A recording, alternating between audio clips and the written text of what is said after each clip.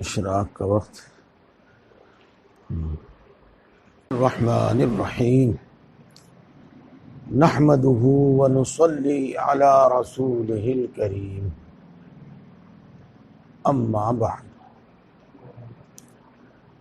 اما بعد فاعوذ باللہ من الشیطان الرجیم بسم اللہ الرحمن الرحیم وعباد الرحمن الذين يمشون على الأرض هونا وإذا خاطبهم الجاهلون قالوا سلاما والذين يبيتون لربهم سجدا وقياما.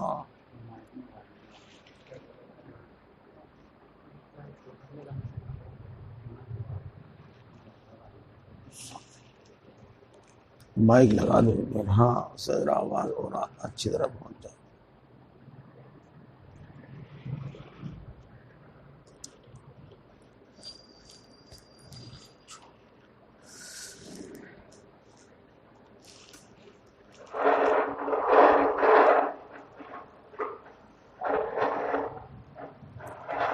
بزرگوں اور دوستوں،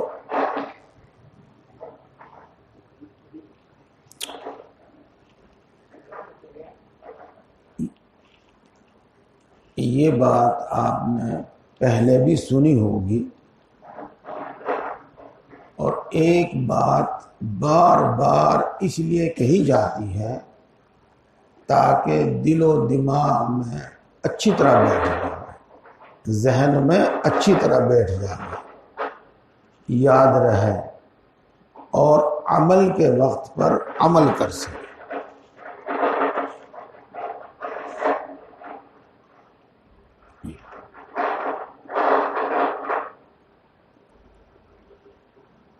دین میں ہمیں اصولی طور پر 3 باتیں بتائی گئی ہیں. 3 باتیں. نمبر 1 ایمان اور عقیدہ. ایمان اور عقیدہ نمبر 1. ایمان اور عقیدہ غیب کی کچھ باتیں ہیں جو اللہ کے رسول صلی اللہ علیہ وسلم نے ہمیں بتائی ہیں، ان پر یقین رکھنا، اور اتنا یقین، ایسا یقین کہ ان میں کبھی شک و شبہ پیدا نہ ہو. وہ چیز ہے. مثال کے طور پر اللہ، ہم نے اس کو دیکھا نہیں اور نہ ہمیں یہ پتا کہ اللہ تبارک و تعالیٰ کی صفات کیا کیا ہیں، اللہ تعالیٰ کے اندر کیا کیا خوبی، کیا کیا کمال ہے.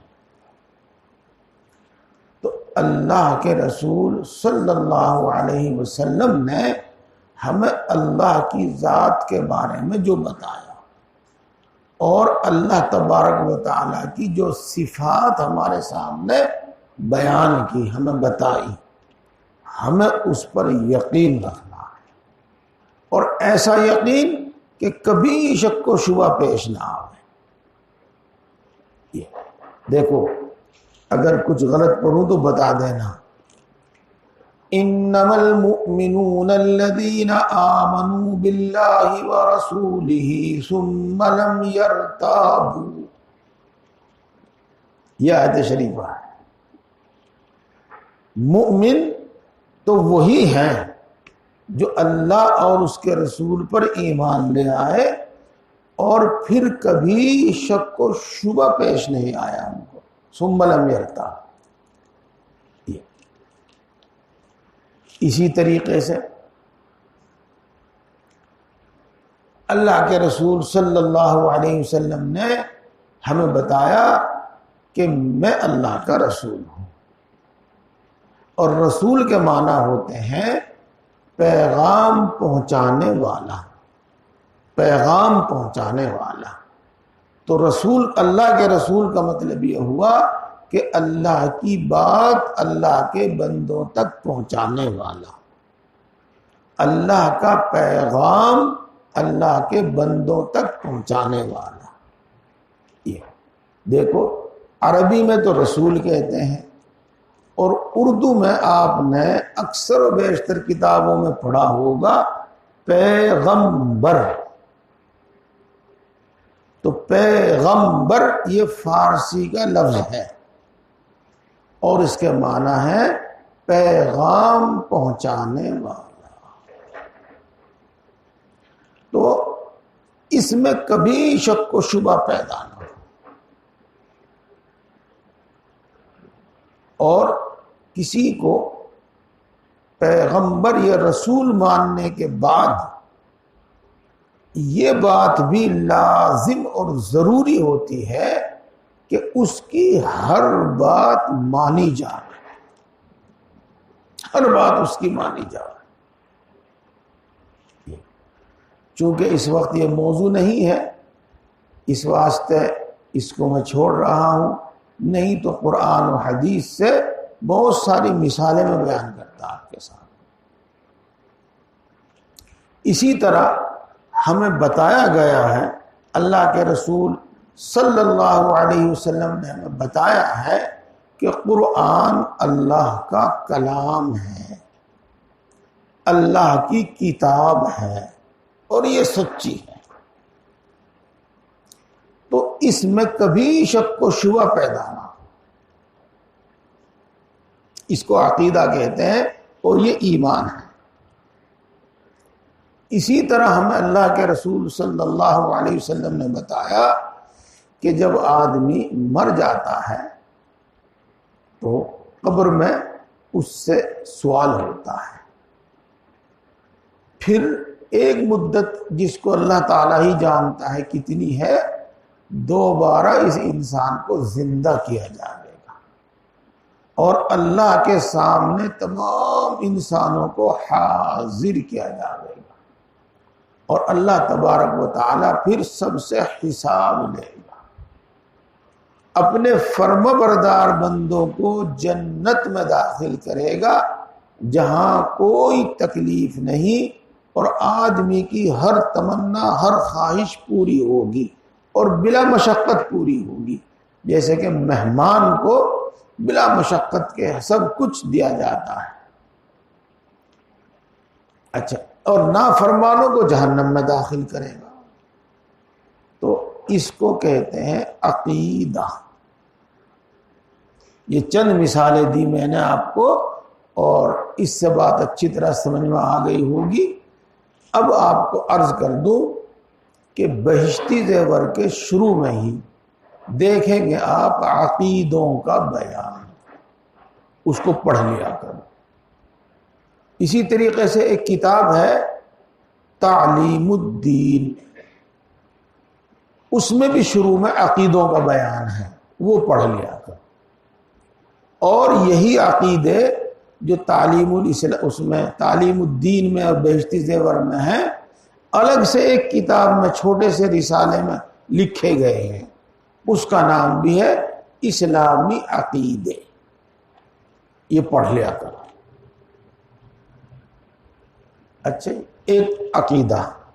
اب آگے چل. دوسرے اعمال، عمل کام، کیا کرنا ہے کیا نہیں کرنا ہے، یہ اس کو اعمال کہتے ہیں.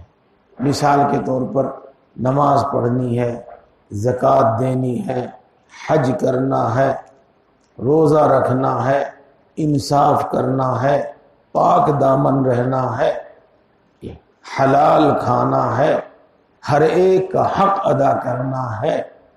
یہ اعمال. اسی طریقے سے ہمیں تیسری چیز سکھائی گئی ہے اخلاق، جس کو ہم کہہ سکتے ہیں اچھی عادتیں. اچھی عادتیں. اور ہمیں منع کیا گیا ہے بری عادتوں سے، برے اخلاق سے منع کیا گیا. اور یہ باتیں قرآن پاک میں بیان کی گئی، جیسے قرآن پاک میں ایمان کا بیان، عقیدے کا بیان ہے، اور عبادتوں کا اور اعمال کا بیان ہے، اسی طریقے سے قرآن پاک میں اخلاق اور عادتوں کا بھی بیان ہے۔ پچھلے مہینے میں میں نے یہی آیت شریفہ پڑھی تھی اور اسی کا بیان کیا تھا، لیکن آج بھی میں اسی کو بیان کر رہا ہوں، اور وہ یہ ہے کہ اللہ نے اپنے خاص بندے، اپنے نیک بندوں کی صفت بیان کی کہ میرے خاص بندے اور میرے نیک بندے ایسے ہوا کرتے ہیں، یہ۔ اور یوں کہو دوسرے الفاظ میں، میرے خاص بندے ایسے ہونے چاہیے۔ تیسرے الفاظ میں یوں کہو کہ جو میرا خاص بندہ بننا چاہے اس کو وہ اپنے آپ کو ایسا بنا لے، یہ کیا؟ وَعِبَادُ الرَّحْمَنِ الَّذِينَ يَمْشُونَ عَلَى الْأَرْضِ هَوْنًا۔ میں ابھی صرف ترجمہ کروں گا اور کچھ نہیں بتاؤں گا۔ اور اللہ کے نیک بندے اور رحمان کے خاص بندے وہ ہیں جو زمین پر عاجزی اور انکساری کے ساتھ چلتے ہیں۔ وَإِذَا خَاطَبَهُمُ الْجَاهِلُونَ قَالُوا سَلَامًا۔ اور جب کوئی نادان آدمی ان سے نادانی کی بات کرنے لگتا ہے تو وہ جھگڑا ختم کرنے کی بات کرتے ہیں، وہ سلامتی کی، چین کی، جھگڑا ختم کرنے کی بات کرتے ہیں۔ وَإِذَا خَاطَبَهُمُ الْجَاهِلُونَ قَالُوا سَلَامًا۔ یہ دو آیتوں میں یہ دو صفت بیان کی گئی ہیں، اور اس پورے رکوع میں، یہ 19ویں پارے کا رکوع ہے، اللہ کے نیک بندوں کی یہی خاص صفات بیان کی گئی، اور ان کا مطلب میں بتا چکا ہوں۔ اس کے بیان کرنے کا مطلب یہ ہے کہ میرے خاص بندے وہ ہوتے ہیں جن میں یہ دو صفت ہوتی ہیں، یہ دو صفت بھی ہوتی ہیں، یہی دو صفت نہیں، بہت ساری صفت ہوتی ہے، یہ دو صفت بھی ان کے اندر ہوتی ہیں، یہ۔ اور میرے خاص بندوں میں یہ صفت ہونی چاہیے، اور جو میرا خاص بندہ بننا چاہے وہ اپنے اندر یہ صفت پیدا کرے، جس کا حاصل ہے عاجزی اور انکساری۔ یہاں تو اللہ تبارک و تعالیٰ نے یہ بات اس طرح بیان کی، اور دیکھو سورہ لقمان 21ویں پارے میں ہے، وہاں اللہ تبارک و تعالیٰ نے حضرت لقمان علیہ السلام کی کچھ نصیحتیں ذکر کی ہیں، اور ان نصیحتوں کا ذکر کرنے کا مطلب یہ ہے کہ اگرچہ وہ لقمان علیہ السلام کی زبانی بیان ہوئی ہیں، لیکن در حقیقت وہ اللہ تبارک و تعالیٰ ہی کی سکھائی ہوئی ہیں، جی۔ چنانچہ دیکھو وَلَا تُصَعِّرْ خَدَّكَ لِلنَّاسِ، اور تو لوگوں سے منہ پھلا کر مت بیٹھا کر، منہ پھلا کر مت رہا کر، جیسا کہ متکبر آدمی کا یہی حال ہوتا ہے، اس کے بیٹھنے کا بھی انداز الگ ہوتا ہے، بولنے کا بھی انداز الگ ہوتا ہے، اور اس کی نقل و حرکت، چہرہ الگ ہی دکھائی دیتا ہے۔ تو منہ پھلا کر مت رہا کر لوگوں سے، وَلَا تُصَعِّرْ خَدَّكَ لِلنَّاسِ وَلَا تَمْشِ فِي الْأَرْضِ مَرَحًا، اور تو زمین پر اترا کر مت چلا کر، اترا کر مت چلا کر، وَلَا تَمْشِ فِي الْأَرْضِ مَرَحًا۔ آگے ہے ان اللہ لا يحب کے درمیان میں کچھ رہ گیا. انک لن تخرق الارض ولن تبلغ الجبال طولا. تو کتنا ہی اکڑ کر چل زمین کو نہیں پھاڑ سکے گا. تو خود کتنا بڑا بن تو پہاڑوں کی بلندی سے زیادہ بلند نہیں ہو سکے گا. ان ذالک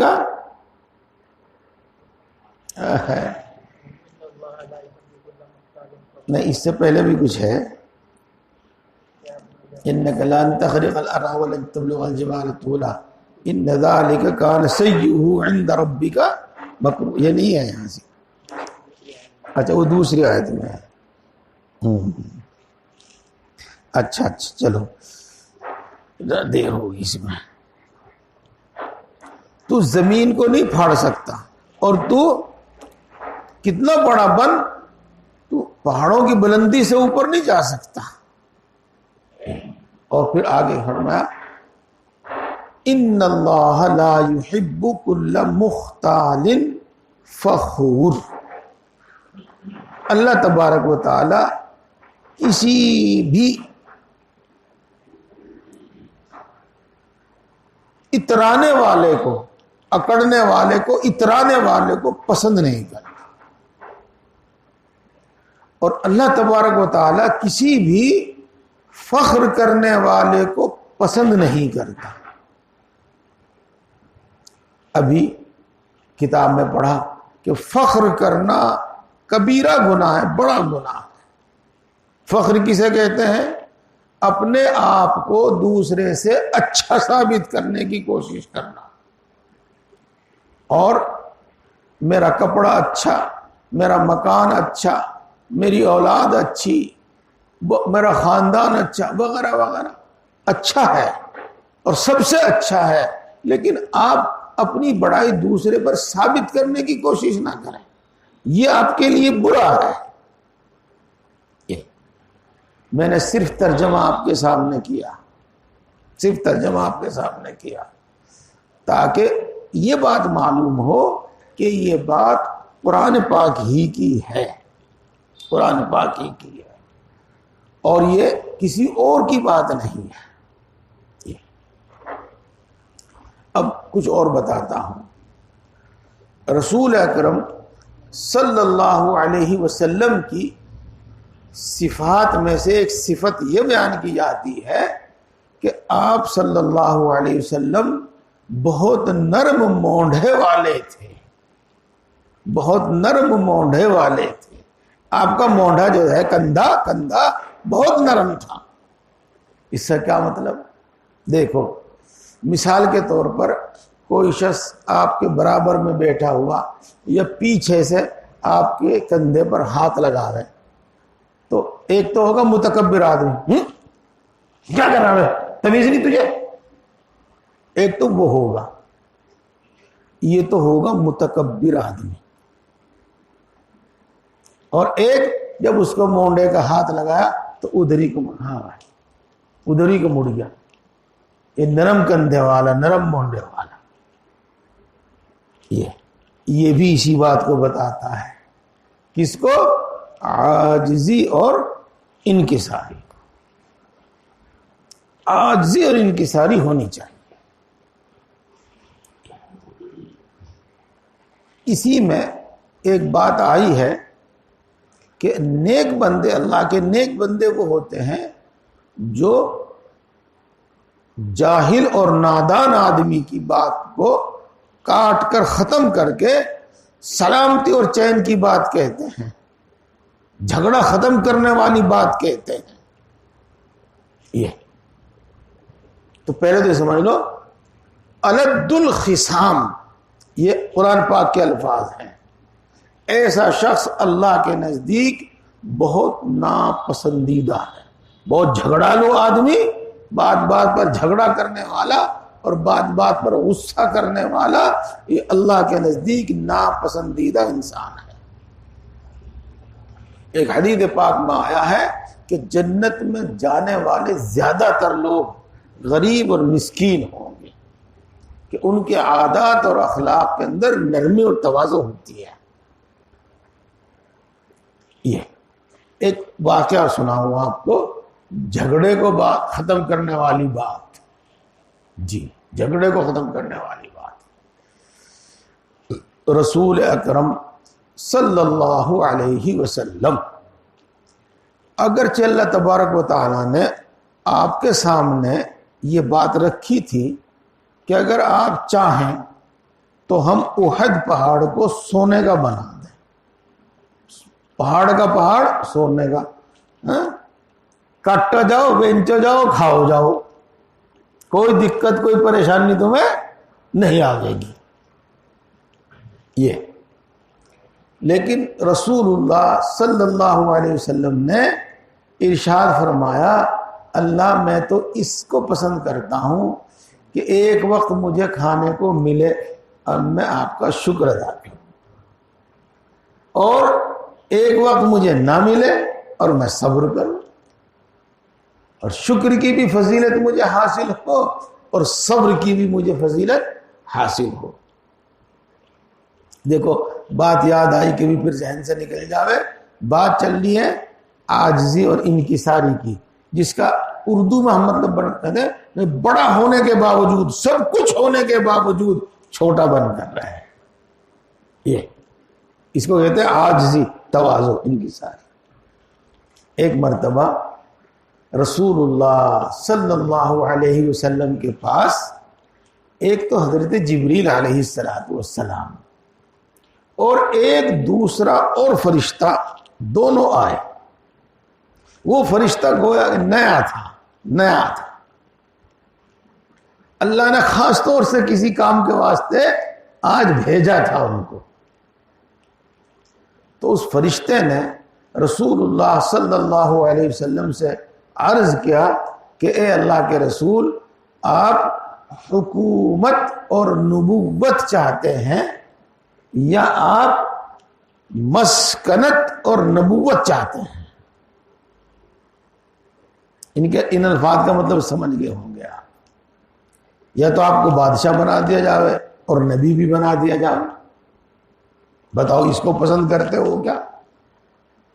یا آپ کو ایک مسکین بندہ بنایا جائے اور رسول بنایا جائے، رسول تو آپ ہیں ہی. تو نبوت اور مسکنت پسند کرتے ہو یا حکومت اور رسول نبوت پسند کرتے ہو؟ یہ تو دیکھو دوستو، جیسے ہم سب کے سامنے ہے کہ حکومت کے بھی بڑے فائدے ہیں، اور اس دنیا میں تو بظاہر بہت ہی ہیں، بس وہی دکھائی دے، کچھ اور دکھائی دیتا ہی نہیں. ہاں، جیسے حکومت کے فائدے ہیں ایسے ہی مسکین بن کر رہنے کے بھی بڑے فائدے ہیں. اس لیے رسول اللہ صلی اللہ علیہ وسلم فوراً کوئی فیصلہ نہیں کر پائی کہ میں کیا جواب دوں اس بات کا. رسول اللہ صلی اللہ علیہ وسلم نے حضرت جبریل کی طرف دیکھا، گویا کہ ان سے پوچھا کہ کیا جواب دوں، کیا کرنا چاہیے مجھے. تو حضرت جبریل نے فرمایا کہ مسکنت اور نبوت پسند کرو. یہ چلو، یہ تو بات ہوئی. بات چل رہی تھی جھگڑا ختم کرنے والی بات، اور یہ بات میں نے یہ اس لیے شروع کی تھی کہ رسول اللہ صلی اللہ علیہ وسلم کو اللہ تبارک و تعالیٰ چاہتا تو بڑی دولت عطا فرما دیتا، حکومت عطا فرما دیتا، لیکن نہیں دی. اس لیے تنگی رہتی تھی، تنگ دستی رہتی تھی. اور رسول اللہ صلی اللہ علیہ وسلم کو بہت مرتبہ قرض لینا پڑتا تھا، قرض لینا پڑتا تھا. اسی طریقے سے وہ قصہ سنا ہوگا آپ نے، حضرت بلال رضی اللہ تعالی عنہ رسول اللہ صلی اللہ علیہ وسلم کے مہمانوں کی خدمت کرتے رہتے تھے، ان پر خرچ کرتے رہتے تھے. اور جب ضرورت پیش آتی تھی رسول اللہ صلی اللہ علیہ وسلم فرما دیا کرتے تھے اے بلال کہیں سے قرض لے لو اور قرض لے کے کام کر لو. تو بلال قرض لیتے رہتے تھے. ایک یہودی کا قرضہ اتنا ہو گیا، انہوں نے کہا کہ فلاں وقت تک یا تو میرا قرضہ ادا کر دے یا میں تجھے غلام بنا لوں گا. ہاں دوبارہ قرض لیتے. تو ایک مرتبہ ایک یہودی سے رسول اللہ صلی اللہ علیہ وسلم نے کچھ قرض کا معاملہ کیا ہوا تھا، اس کو بیع سلف کہتے ہیں. کچھ عربی کی بات ہے، میں آسان الفاظ میں بتا رہا ہوں. اس میں وعدہ تھا مثلا فلاں دن فلاں تاریخ میں ہم آپ کا قرض ادا کریں گے. تاریخ متعین تھی، وقت متعین تھا. تو وہ یہودی وقت مقررہ سے بھی ایک دن پہلے یا 2 دن پہلے آیا. یہ حدیث میں واقعہ بیان کیا گیا ہے. ایک دن، یہ دونوں بات لکھی ہیں، ایک دن پہلے آیا یا 2 دن پہلے آیا، اور آ کے مسجد نبوی کے دروازے پر کھڑا ہو گیا. جب رسول اللہ صلی اللہ علیہ وسلم مسجد سے نکل کر کہیں باہر جانے لگے تو آپ کے ساتھ دوسرے صحابہ بھی تھے، حضرت عمر رضی اللہ تعالی عنہ بھی تھے. تو اس یہودی نے رسول اللہ صلی اللہ علیہ وسلم کی چادر پکڑ کر کھینچ لی، چادر پکڑ کے کھینچ لی اور یہ کہا اے محمد تو میرا قرض ادا کرے یا نہیں کرتا.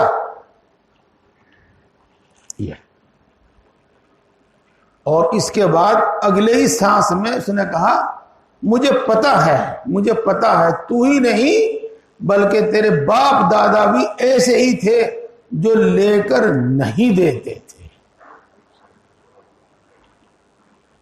یہ دیکھو دوستو، اس میں اگر ہم غور کریں تو کتنی باتیں.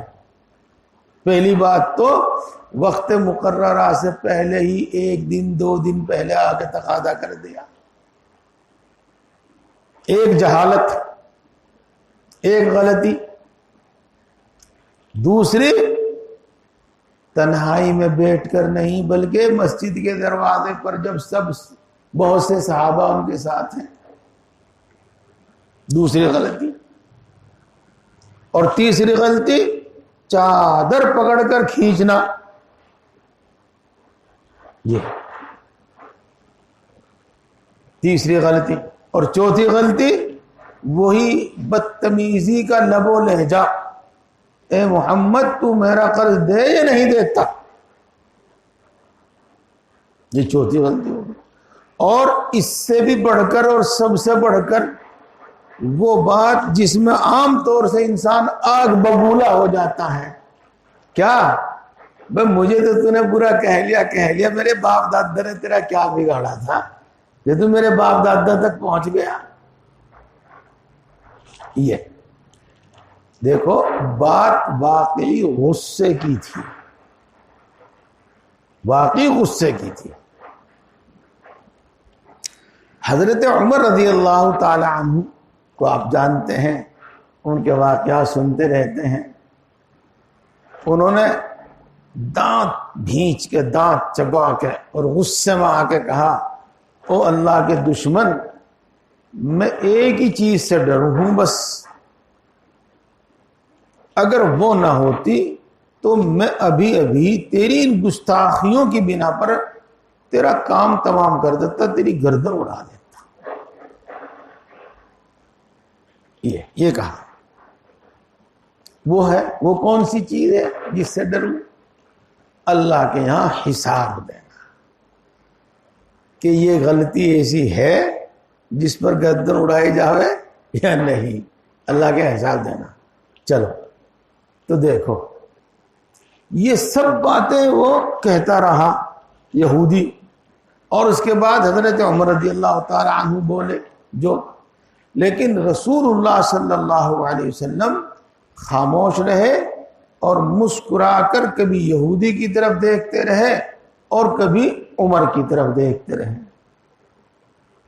جب عمر خاموش ہو گئے تو کہا اے عمر یہ غصہ کرنے کا موقع نہیں تھا، غصہ کرنا مناسب نہیں تھا، یہ سخت لب و لہجہ، یہ سخت الفاظ کہنے مناسب نہیں تھا، بلکہ تمہیں تو یہ چاہیے تھا کہ تم اس شخص کو نصیحت کرتے کہ بھئی جس شخص سے اپنا حق مانگا کرتے ہیں تو ذرا تمیز سے اور نرمی سے مانگا کرتے ہیں، ان کو تو یہ نصیحت کرتا اور مجھے یہ نصیحت کرتا کہ جس شخص کا حق ذمہ ہے اس کو وقت پر اچھی طرح ادا کر دینا چاہیے، تو مجھے یہ نصیحت کرتا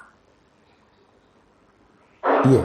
اور یہاں آ کر عمر کا وہ غصہ ختم، وہ بھی چپ، یہودی بھی چپ، اب کیا کریں یہ۔ اس کے بعد وہ یہودی مسلمان ہو گیا، مسلمان ہو گیا، اور اس نے یہ کہا کہ میں نے اپنی کتابوں میں یعنی توریت میں یہ پڑھا تھا کہ آخری نبی حضرت محمد مصطفیٰ صلی اللہ علیہ وسلم کی صفات میں سے ایک صفت ہوگی کہ جو شخص جتنی بدتمیزی کرے گا ان کے سامنے، جتنی نادانی کا کام کرے گا تو وہ اس کے سامنے بردبار ہی ہوں گے، بردبار ہی ہوں گے۔ یہ تو دیکھو یہ اچھی صفت ہے، اور پھر ان سب باتوں کو ملا کر میں آپ کو بتاؤں، مسلمان کو اور مومن کو بردبار ہونا چاہیے، برداشت کرنے والا، غصے کو پینے والا۔ مسلمان کو نرم مزاج ہونا چاہیے، نرم مزاج، اور مسلمان کو متواضع، عاجزی اور انکساری کرنے والا ہونا چاہیے۔ یہاں پر یہ سب باتیں بتائی ہیں۔ دیکھو پچھلی مرتبہ میں نے آپ کو بات بتائی تھی، اور وہ بات گویا کہ یہ جو آیتیں میں نے آپ کو سنائی، حدیثیں میں نے آپ کو سنائی، ان سب کا حاصل اور نچوڑ ہے، اور ہماری زبان اور ہمارے الفاظ میں ہے۔ حضرت مولانا مسیح اللہ خان صاحب جلال آبادی، اللہ ان کی قبر کو نور سے بھر دے، انہوں نے لکھا ہے، اور وہ فرمایا کرتے تھے، لکھا بھی ہے، شریعت و طریقت کتاب، شریعت و تصوف کتاب ہے، اس میں لکھا بھی ہے، اور زبانی بھی فرمایا کرتے تھے۔ جی کیا فرماتے تھے کہ جب انسان اپنی نگاہ میں سب سے اچھا ہوتا ہے، اپنے آپ کو اپنی نگاہ میں سب سے اچھا سمجھتا ہے تو اس وقت وہ اللہ کے نزدیک سب سے برا ہوتا ہے، اور جب انسان اپنے آپ کو کچھ نہیں سمجھتا، حقیر سمجھتا ہے، بے حیثیت سمجھتا ہے، اس وقت وہ اللہ کی نگاہ میں سب سے زیادہ باعزت ہوتا ہے۔ اللہ تبارک و تعالیٰ کو فخر، تکبر بالکل پسند نہیں ہے، بالکل پسند نہیں ہے۔ یہ بس ایک بات سنا کے، کیا وقت ہو گیا؟ اچھا ہاں، ایک بات سنا کے بات ختم کر رہا ہوں۔ آپ نے حضرت یوسف علیہ السلام کا قصہ سنا ہوگا۔ اللہ نے ان کو نبی بنایا تھا، اور خاندانی اعتبار سے اللہ نے ان کو وہ عزت بخشی تھی کہ وہ نبی، ان کے باپ حضرت یعقوب علیہ السلام نبی، ان کے دادا حضرت اسحاق علیہ السلام نبی، ان کے پردادا حضرت ابراہیم علیہ السلام نبی۔ یہ اور اللہ تعالیٰ نے ان کو اتنا حسین و خوبصورت بنایا تھا، اتنا حسین و خوبصورت بنایا تھا کہ حدیث پاک میں آتا ہے کہ آدھا حسن اللہ نے تمام انسانوں کو دیا، اور آدھا تنہا یوسف علیہ السلام کو دیا۔ ان کو اللہ نے ایسا حسین و خوبصورت بنایا تھا۔ یہ واقعہ تو ہے، یعنی رسول اللہ صلی اللہ علیہ وسلم کی حدیث نہیں بلکہ یہود سے منقول ہے، ان کی اسرائیلی روایت ہے، ان سے نقل ہے۔ ایک مرتبہ یوسف علیہ السلام نے آئینہ دیکھا اور اپنی اچھی شکل اور حسن و خوبصورتی کو دیکھ کر وہ ایک بات ان کی زبان پہ آئی کہ یوسف اگر غلام ہوتا تو ساری دنیا مل کر اس کی قیمت ادا نہیں کر سکتی تھی۔ دیکھو کتنا بڑا بول ہے، کتنا بڑا بول ہے جی، کتنا بڑا بول ہے۔ اللہ تبارک و تعالیٰ کو بڑا بول یعنی تکبر، فخر جو سنتے رہتے ہیں بہت ناپسند ہے۔ عاجزی اور انکساری اللہ کو بہت پسند ہے، بہت پسند ہے جی۔ اب ہوتا یہ ہے کہ اگرچہ وہ غلام نہیں لیکن غلام کی حیثیت سے مصر کے بازار میں بیچے گئے اور بیچے بھی کتنے میں گئے؟ زیادہ سے زیادہ 9 درہم میں، 9 درہم میں، بہت معمولی سی قیمت۔ اللہ نے بیان کیا ہے وَشَرَوْهُ بِثَمَنٍ بَخْسٍ دَرَاهِمَ مَعْدُودَةٍ، کھوٹی بے حیثیت قیمت میں چند درہموں میں بیچ دیے گئے۔ بڑا بول اللہ کو ناپسند، بہت ناپسند ہے۔ اچھا انشاءاللہ باقی بات پھر ہوگی، بس ایک بات میں بتاتا رہوں آپ کو۔ ایک آدمی مولانا بھی ہے، مفتی بھی ہے، حضرت بھی ہے، دولت مند بھی ہے، بہت کچھ سب کچھ ہے، اور ایک آدمی اس کے سامنے، اس کی بیچارے کوئی حیثیت نہیں، ایک مزدور آدمی ہے۔ تو وہ مولانا صاحب اور وہ دولت مند آدمی اور وہ منتری صاحب اپنے آپ کو اس سے حقیر کیسے سمجھے، اس سے کم حقیر نہ کہو، کمتر کیسے سمجھے؟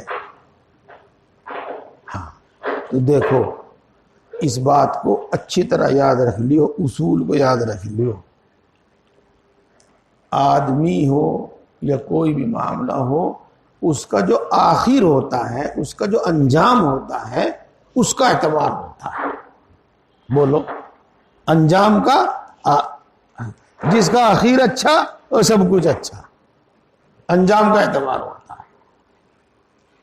اب مجھے یا آپ کو کسی کو پتہ نہیں میرا آپ کا انجام اور نتیجہ کیا ہونے والا۔ اگر اللہ نے فضل فرمایا اور بخش دیا اور جنت میں چلے گی تو واہ واہ، مزے ہی مزے، اور اگر پکڑ ہو گئی اور جہنم میں چلے گئے تو پھر اس سے زیادہ بدنصیب آدمی اور کوئی نہیں۔ اور کسی کو یہ پتہ نہیں ہے، کسی کو یہ پتہ نہیں ہے کہ میرا انجام اور میرا آخر کیا ہوگا، کسی کو پتہ نہیں۔ باقی بات چلو پھر ہوگی۔ ایک تو ہے، دیکھو الفاظ عربی کے ہیں، اگر سمجھ لے تو بات ہے۔ ایک تو ہے کامل ہونا، خوبیوں والا ہونا، کمالات والا ہونا، یہ ہے۔ اور ایک ہونا ہے افضل ہونا، دوسرے سے بہتر اور اچھا ہونا، افضل ہونا۔ تو ایک آدمی دوسرے سے زیادہ کمال والا تو ہو سکتا ہے، اور وہ اپنے آپ کو سمجھے کہ میں دوسرے سے زیادہ کمال والا ہوں، تو اس میں کوئی حرج بھی نہیں ہے۔ اور آدمی سمجھے کہ میں اس سے اچھا اور افضل ہوں، نہیں، اس کی کسی کو پتہ نہیں ہے، اس کی کسی کو خبر نہیں۔